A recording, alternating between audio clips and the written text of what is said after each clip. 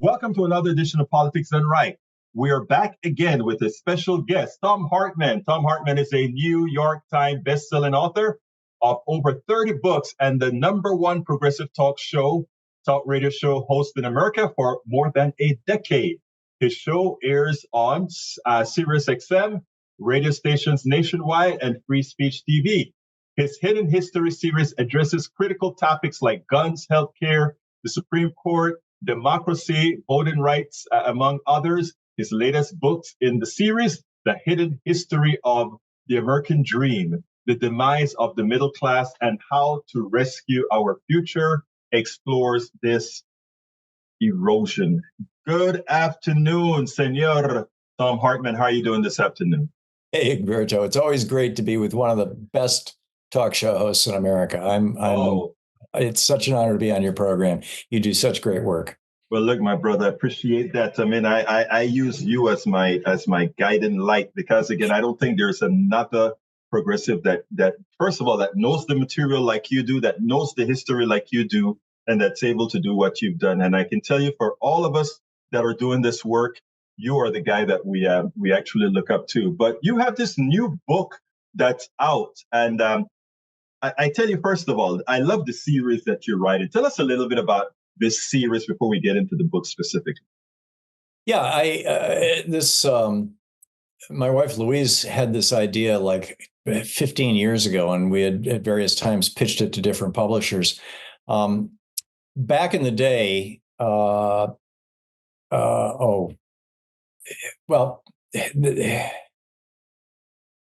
forgetting the name of Noam Chomsky. Sorry about that. Yeah, remember back in the day, Noam Chomsky had this, had written these incredible giant books on political philosophy and linguistics and all kinds of stuff. But everybody knew Noam Chomsky was really smart, but nobody really ever had read his stuff. And so one of these small publishing companies said, will you let us excerpt this? And they created a collection of 6 or 8 books that were all like 100 pages, more or less, by Noam Chomsky.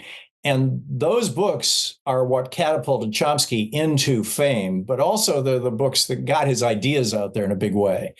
And so Louise's suggestion was, she called them rainy day books, that, we needed to come up with a series of books that are, a book that you can read on a rainy afternoon, a book that you can read in one day.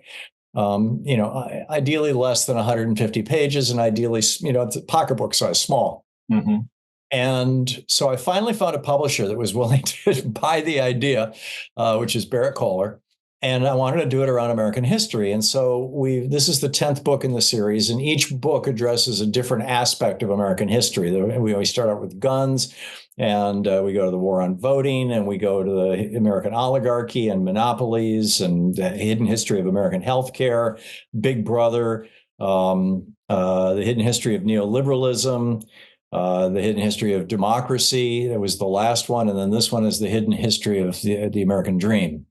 And in each one, I want to drill down, like typically back to the founding of the country, sometimes even a little before that, and then bring it out to today, and then talk about how we can get to the places that we'd like to be with each one of these topics. So what inspired you to do this particular one? Because I tell you what, it's coming out, I think it drops in October, correct?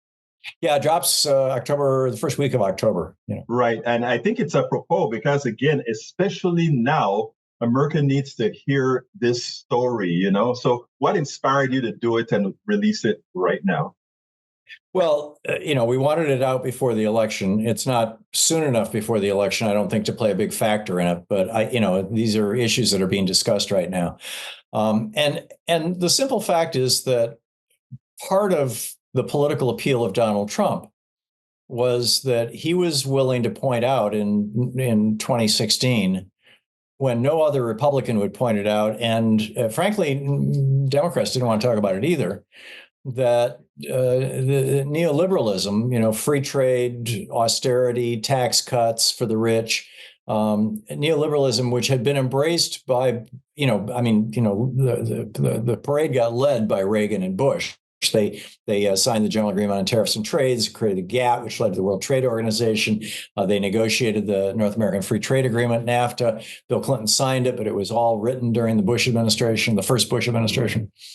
So this whole neoliberal idea was adopted by Reagan and Bush, but then Bill Clinton adopted it. The Democratic Party abandoned FDR and John Maynard Keynes's economics, and instead said, "Okay, we're going to go all in on Reaganomics and neoliberalism, with Hayek and company."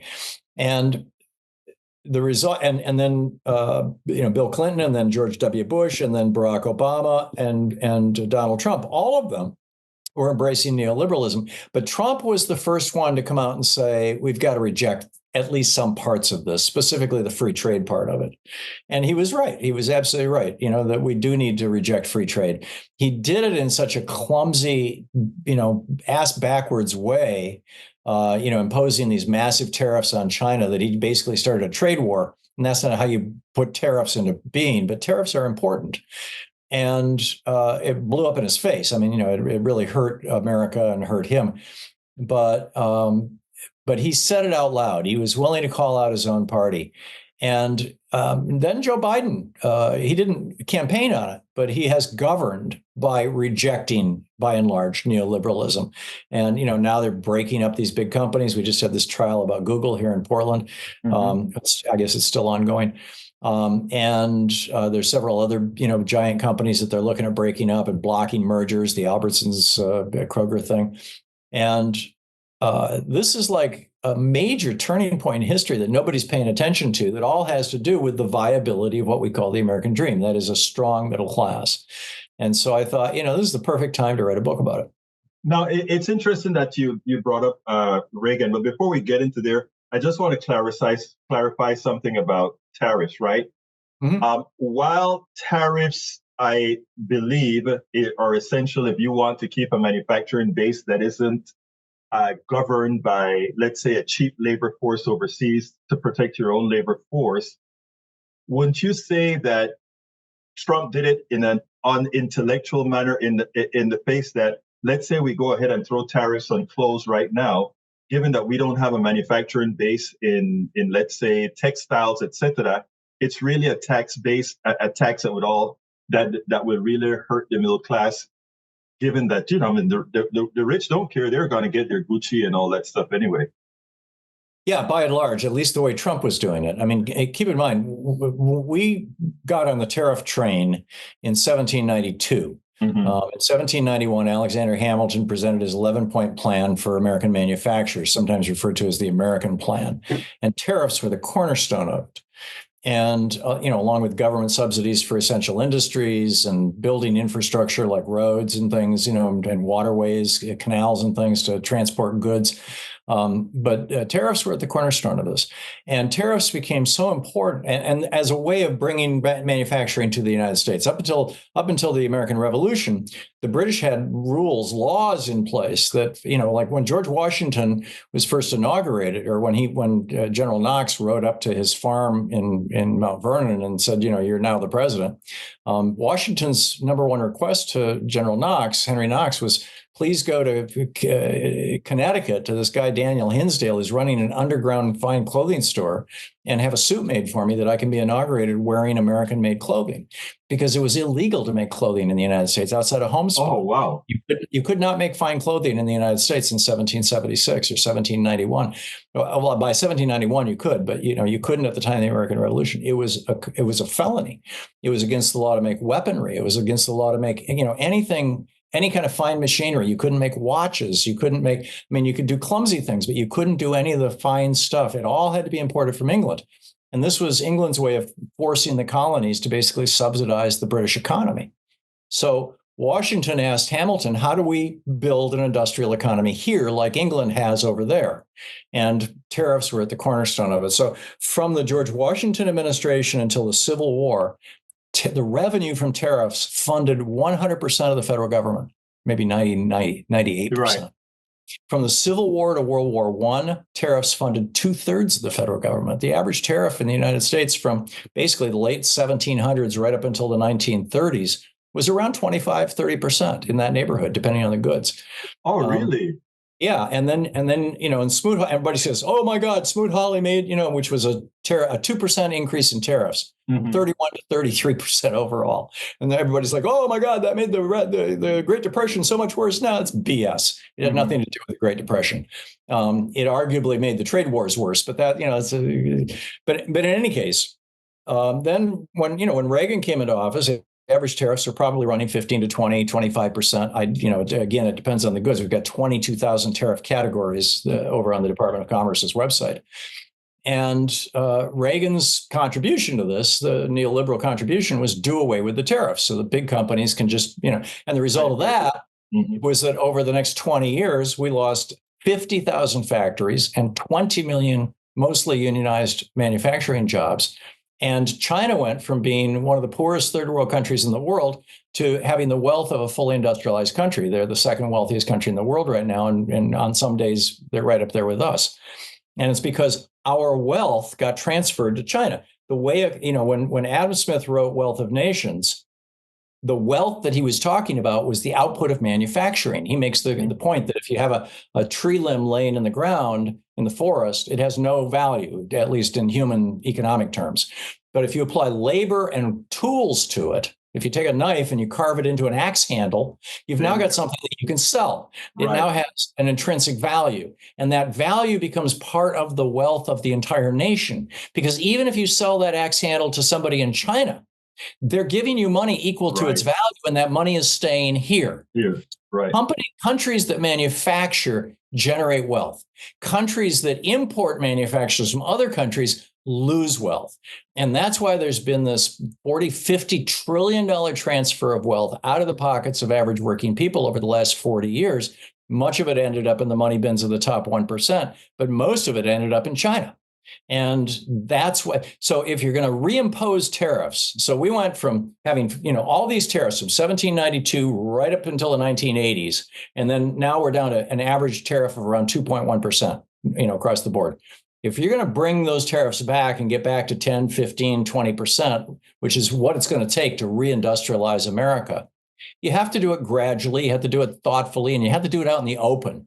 Because what you're doing when you impose a tariff is you're asking entrepreneurs and big businesses to build factories. And no company is going to say, "Oh, gee, look at that. There's a 15% tariff on T-shirts. I think I'll build a new T-shirt factory," if they don't know that tariff is going to be there for the next 20 years, because it's going to take them that long to amortize the cost of that factory. Right. So when Trump comes along and just slaps a 20% tariff on something coming from China, and everybody in American business is going, "Yeah, he did that as an executive action. The next president will just undo it. I'm not going to invest in a factory. That's crazy." You need to do it with Congress. You need to do it thoughtfully. You need to do it publicly. You need to do it transparently. And particularly in those cases where you're dealing with countries that can be damaged by our imposing tariffs, like, for example, Bangladesh and their clothing industry. You want to go into Bangladesh and help them make the transition to a healthy domestic economy so that they can wean themselves off the need to have an export-driven economy, which by and large is what South Korea and Japan have done over the last 25, 30 years. And, poorer countries, Malaysia, Bangladesh, like that, could do it with our help. But this is a comprehensive policy that needs to be done. It's called an industrial policy. And, that's what Joe Biden has been doing. He's been promoting one. He doesn't call it that. Kamala Harris, unfortunately, doesn't talk about it on the campaign trail, and she really should, because in the let me ask you this, though. Do you think she can? Do I think she can what? Do you think she can talk about it without it being demagogued by the other side? I do. In fact, I think she's making a big mistake. The newsletter that I got today from the Financial Times, from Rana Foroohar, however you pronounce her name, is one of the most thoughtful newsletters. It's worth the cost of the Financial Times subscription. And she points out that when Harris traveled in Pennsylvania, Michigan, and Wisconsin, in each one of those states, when tariffs were brought up, she referred to them as sales taxes. And she's like, people in those states know damn well what a tariff is. And they know that when the tariffs went away, so did their factories. And they want those tariffs back. And she needs to start talking about tariffs, and she needs to talk about them in the context of an industrial policy, an intelligent, thoughtful, carefully done, multi-decade-long industrial policy to reindustrialize America, instead of just, blowing them off as sales taxes. And I think she's absolutely right. In fact, that's the op-ed I'm writing this afternoon. No, and actually, I can see that the thing about it is so, if you can't say something in 2 words or 3 words in our current way of thinking, in a large percentage of the Americans' way of thinking, it's amazing how things are demagogued. And that is my only concern. Look, I agree with absolutely what you said about tariff, etc. Though I do say that in as much as, and tell me if you agree with this, in as much as Donald Trump is the one that said, yeah, we need to bring on tariffs, his goal is really to raise money for the Treasury so that he can reduce income tax for the wealthy. That's my thought, but I don't know. Could be. I mean, the simple reality is that when a tariff is done correctly, it doesn't generate any revenue, because taxes have 2 purposes. One purpose is to raise revenue. The other purpose is to alter behavior. We give people a discount. We let them ignore taxes on the income that they use to pay for their mortgage. Why? Right. Because we want them to buy houses. So the purpose of a tariff is to change the behavior of manufacturing companies in a country. And once they've changed that behavior, they're no longer importing goods and they're no longer paying tariffs. Yeah, well, no, that I get that. It is interesting though, but you think through different levels of indirections that I don't think our former president does. And no, I don't. But I do think people in the Midwest get this. And I grew up in Michigan. I know. Yeah. People in the Midwest understand this. You don't have to explain this. I'm talking about your average factory worker. They understand this. Well, maybe you need to send a detailed letter to the campaign, to the Harris campaign. Well, hopefully that'll be my Hartmann report tomorrow. Yeah, you have some time to do it, because and explained as it was explained here, but it has to be, in my opinion, it has to be done in a easy to understand manner, because it is so, everything is so demagogued here. It is amazing. But anyhow, you said, why do you actually think, when it comes to the Gen Zers, we know what us older folks have done, etc. A lot of the Gen Zers think there's no hope. What do you tell them? What does your book tell them? Well, we're facing challenges, no doubt about it. Climate change is probably the most existential of them, although world peace is another one. The nuclear war could end human life just as quickly as, probably much faster than climate change even. But that doesn't mean that there are not solutions. And I firmly believe, this is the other piece that I'm writing for Day After Tomorrow, that I think that we need to revive the democratic peace theory. This idea that Francis Fukuyama was pushing in the late 1990s, that the neocons all, converged around, that democracies, generally speaking, don't go to war unnecessarily. The only time they go to war is in defense of themselves. And therefore, the more democracies you have in the world, the less war you're going to have in the world. And I think that's a solid notion, and it's something that deserves to be pursued. But the other thing I would say to young people is that, and for that reason, by the way, I think we need to be defending Ukraine, because, we need to defend democracies. But that, the other thing for young people is that if we can return to Keynesian economics, if we can go back to where we were before the Reagan Revolution, if we can go back to free college education, if we can go back to inexpensive healthcare, where hospitals and health insurance companies are required to be not-for-profit corporations, for example, as was the case in the 1970s. If we can reclaim some of those common sense things that we had for a long, long time in the United States, and we just really lost since the Reagan Revolution. If we can do those things, then we can really build a country and rebuild our middle class. Our middle class hit its peak at about 2/3 of us when Reagan came into office. And then his job was to attack the middle class. That was literally what he was hired to do, was to take the middle class down a peg, because the intelligentsia, the Republican intelligentsia, felt that the women's movement, the civil rights movement, and the student anti-war movement were all the result of the middle class having too much wealth. Russell Kirk wrote about this in his book, The Conservative Mind, in 1951. And at first, all the Republicans, with the exception of Buckley and Goldwater, thought he was crazy. But then when the 60s happened, all the Republicans were like, ho, yeah, he was absolutely right. He was a prophet. And this middle class thing got too big, and we've got to cut it down to size. And that was Reagan's mandate. And, from the GOP. And he took us from 2/3 of us being in the middle class to 43% of us right now. And that, and which is the American dream. And so that's, a large part of what my book is about, is how that happened, how we got into this terrible situation, how so many of us got left behind, why it takes two incomes right now to sustain a lifestyle that's about 20% lower in quality than what one income could do in 1980. And, how we get back, how we can rebuild the American dream, rebuild the American middle class. Now, Thom, what is it? I think I know the answer, but I want to hear what you say. What is in it to really decimate the middle class? What's in it for the others? Is it a bigger piece of the pie for a smaller group?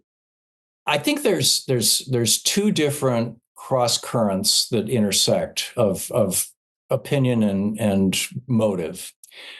You've got some really, really rich people who are afflicted with a severe form of obsessive compulsive disorder, OCD, known as hoarding syndrome. Mm-hmm. These are people who, if they were not born to wealthy families or did not have some big lucky break in their lives, would be living in an apartment with floor to ceiling tin cans and newspapers. They literally have that hoarding problem. Yeah. But because they were wealthy or born into wealth or acquired wealth, their hoarding is largely limited to, money in the bank, 700-foot yachts, mansions around the world, and girlfriends. But it's still hoarding syndrome. And so for people with hoarding syndrome, there's literally never enough, no matter how much there is.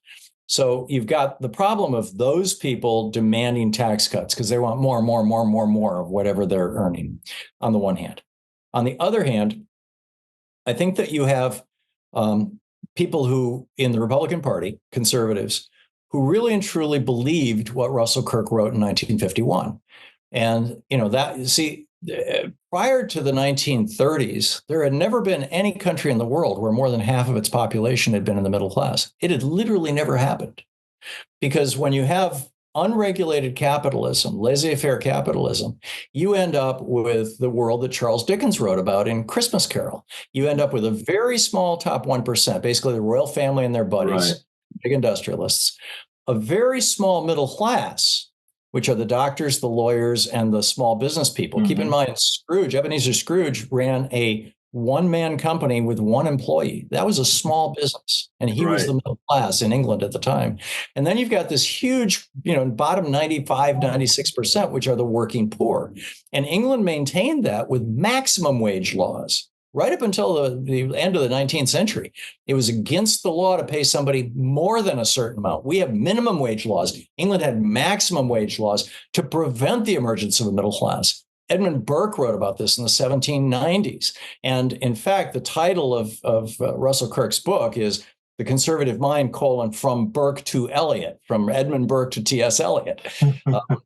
And so he was agreeing with Edmund Burke that if a middle class gets too large, it'll produce social instability, for the simple reason that the average middle class person, the average working class person really, who does not have a college education and did not come from wealth and affluence and does not have a lineage that includes people who held political power, just doesn't know how to govern.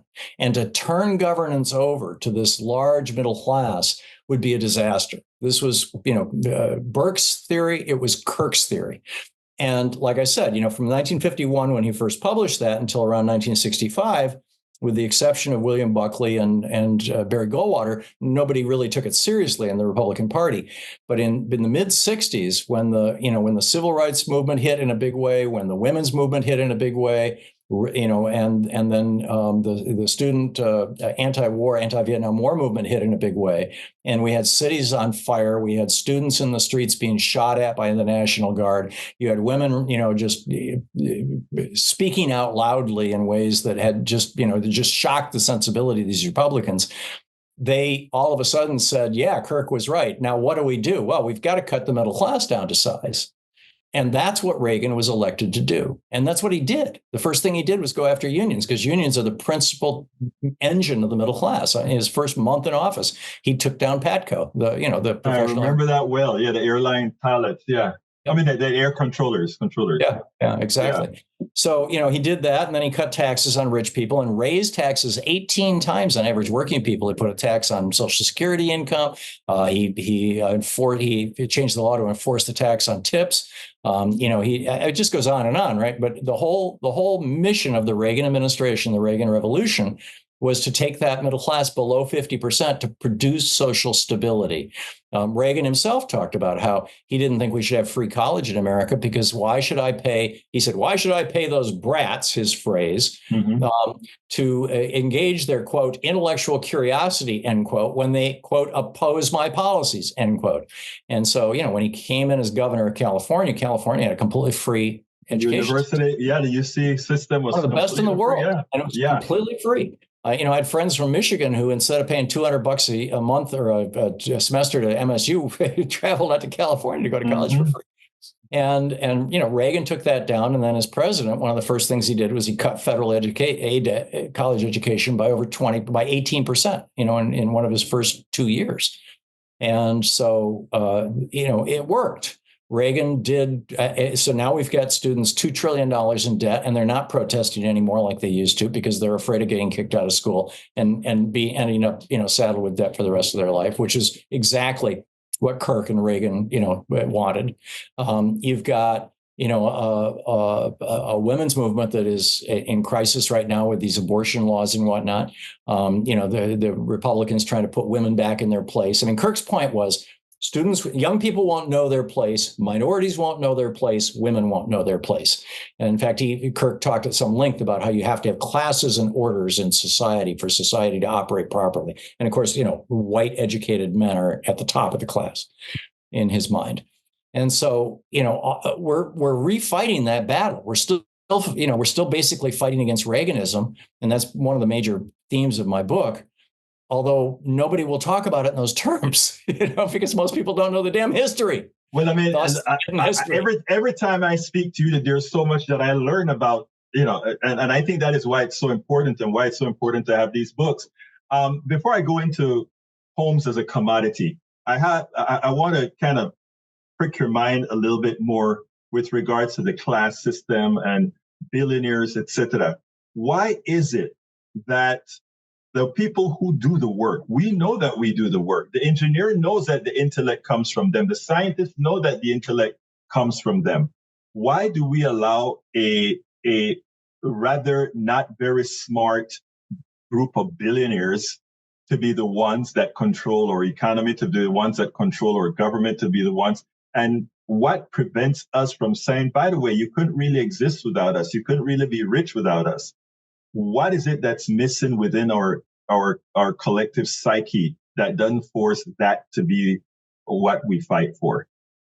I think the largest piece of this, Egberto, is was 5, now it's 6 conservatives, Republicans on the U.S. Supreme Court. They still believe what Russell Kirk wrote about. They still believe that you've got to have students terrified, that women need to know their place, that minorities should have a place in society that's below that of the majority. And that's why John Roberts gutted the Voting Rights Act. That's why they're going after your right to vote, in more general ways. That's why they said that billionaires and corporations can throw virtually unlimited amounts of money into political campaigns. They really believe, the argument that Kirk was making in his book, although he never used the word oligarchy to the best of my recollection, it's been a couple of years since I read his book, but the form of government basically that he was advocating was oligarchy, ruled by the rich. Mm-hmm. And a meritocracy. Yeah. A meritocratic form of oligarchy. And I wrote about that, The Hidden History of Oligarchy, American Oligarchy. But basically, this is a classic case of, the road to hell is paved with good intentions, that that so many of these guys who are promoting oligarchy like this, and particularly those on the Supreme Court, actually believe it's a more stable form of government than democracy. They don't genuinely believe in democracy. They're very skeptical of democracy. They often refer to it as mob rule and things like that. So anyway, it seems like the mob need, in my humble opinion, maybe it's time for us to get a little mobbish, if you will, because I mean the idea of a few billionaires who, I mean, look, I'm an engineer, you know what you do. I mean, and it behooves me that these, it behooves me that I hear about Elon Musk having a suborbital flight or a flight a couple of 100 miles above the Earth. And it's a great thing. I was working at NASA in the 90s when we put things out much further than that, but somehow he's doing a great thing because he's a billionaire. The silent folks that worked for Boeing Aerospace and Lockheed and all of that really did some work that he's built upon. Nothing is said about that. Well, but anyway, and he bought Tesla too. He didn't. Right. I mean, he's had some very successful acquisitions, and he started some things. I mean, as an entrepreneur, he's a smart guy. As a human being, but what I always talk about is, when we define entrepreneur, right? I mean, as an entrepreneur, he's a smart guy. I usually say as a capitalist, he's a smart guy. Yeah. But, but as far as producing something of value, debatable. But you actually said something that really whetted my taste buds. Homes as a commodity. What do you mean by that? Yeah, in the couple minutes we've got left here, let's dig into that. Yeah. There are some things that I think should not be commodified, should not be treated as commodities. They should be treated as essential aspects of our nation, of our ability to function as people. I include education. I include healthcare in those categories. I include food in those categories, and housing.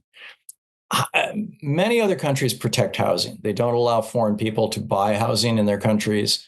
They subsidize low-income housing. I mean, there's virtually, for example, in Singapore, which is not, an ideal democracy by any stretch, but in Singapore, there's basically no housing. There's no homelessness. I mean, if when there's more people, they build more houses. Yes, it's somewhat of a demand, top-down government, but when after the housing crisis in 2008 with the the Great Bush Crash. And we had all these homes on the marketplace, particularly those that were being foreclosed on by people like Steve Mnuchin, who, foreclosed on 30,000 families, I guess, threw them out of their houses. And suddenly there were all these cheap houses. I believe it was Goldman Sachs, it might have been JP Morgan Chase, issued a white paper on how housing could be the next great commodity, the next great investment, the next area that investors should be looking at. And what came out of that is several hedge funds and a couple of big investment houses started funds and started companies to specifically buy up single family homes across the United States for cash and turn them into rental properties. And in some towns, as much as 50% of all the single-family homes in the community are now owned by these corporate landlords. And they collaborate with each other. They collude with each other. The Biden administration is talking about breaking this up. They've got this software program that's making it easy for them. Yes. And they end up jacking up prices. And so much of the housing affordability, I mean, there are 14 million empty homes in America right now. There are 700,000 homeless people in the United States. What do those numbers tell you? It's like there's something fundamentally wrong here. Yes. Yeah. Using houses as an investment. I get it. If when I was coming up, I had some friends who, in our 20s and 30s, back in the 70s and 80s, you could make enough money to buy a house. Housing was cheap and salaries were good. And I had friends who, instead of buying a house and then selling it when they moved to the second house, they'd hang out of that first one, buy the second one, and rent out the first one. And several of those friends have done very well. They're not rich, but, they now have assets that are generating money for them. I have no problem with that. But when you've got a company coming into a town with a bag full of cash or cashier's checks representing 20 or $30 million and just buying houses sight unseen at auction, or buying them for cash the minute a house hits the market and pricing everybody else out of the market, you're messing with the lifeblood of a country. You're messing with the ability of people to have the American dream, frankly. And we need to outlaw this. We need to, and the way to do it is with tax policy. You just eliminate all tax breaks for anybody who owns more than, say, 4 houses, period. And then we also, I would argue that we need to adopt a law that says that if you are not a U.S. citizen and you own a housing property in the United States, you must live in it. And if you don't live in it, then you can't own it. It's just that simple. And it can be your investment, but you got to live here. And exactly. We would not be unique in that. And many of the developed countries of the world do this. I mean, that sounds good. Look, what should I have? I mean, we're going to tell people how to get your book in a minute, but what should I have asked you that I didn't? I can't think of anything. You're so good, Egberto. Okay, well, I don't know about all of that, but let me just say, folks, the name of the book is The Hidden History of the American Dream, the Demise of the Middle Class and How to Rescue Our Future. All the links for the book will be accompanied in the book, in the video, and everywhere else.